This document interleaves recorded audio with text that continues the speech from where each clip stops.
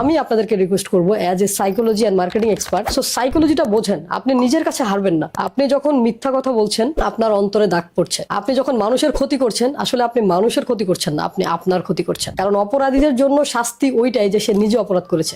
এটা নিয়ে আপনি সারাটা জীবন আপনাকে পড়ে থাকতে হবে যে আপনার অনেক টাকা থাকবে কিন্তু আপনার শান্তি থাকবে না। আর আল্লাহ যদি, নিশ্চয়ই আল্লাহ সীমা লঙ্ঘনকারীকে পছন্দ করেন না। সো আমরা অবশ্যই সীমার মধ্যে থাকবো, অনেস্টির সাথে মার্কেটিংটা করার চেষ্টা করবো। সো কপি করা বাদ দেন, ইউনিকলি চিন্তা করেন। কপি করবেন আপনার মতো করে করেন, 10টাকে মিলিয়ে আপনি আপনার একটা ইউনিক বানান। সো পৃথিবীতে সবকিছুই copy, each and everything copy, কিন্তু হুবহুব করা যাবে না। আপনি তো জেরক্স করছেন, ফটোকপি করছেন। ফটোকপি করা মানে কি? অন্যের ব্র্যান্ড প্রমোট করা। যেমন আমি বাটার কথা বলি, বাটার যে নকলগুলো করে তারা কি করে? টাটা, বালা, সালা, কত কিছু করে। সো দিন শেষে কিন্তু ব্র্যান্ডিং কার হয়? বাটার। এই যে লোটোর আছে লোটা, লোটি, লোটু, কত কিছু করেছে, বাট আপনি ব্র্যান্ডিং কার করছেন? সো অ্যাপেক্স এর আছে অ্যাপক্স, মানে আমি জুতার কথা বলছি। সো এই যে বিষয়গুলো যে আপনি ভুল করছেন, আপনি যে ভুল ভাবে মার্কেটিংটা করছেন, দিন শেষে আপনার ব্র্যান্ডিংটা নষ্ট হচ্ছে।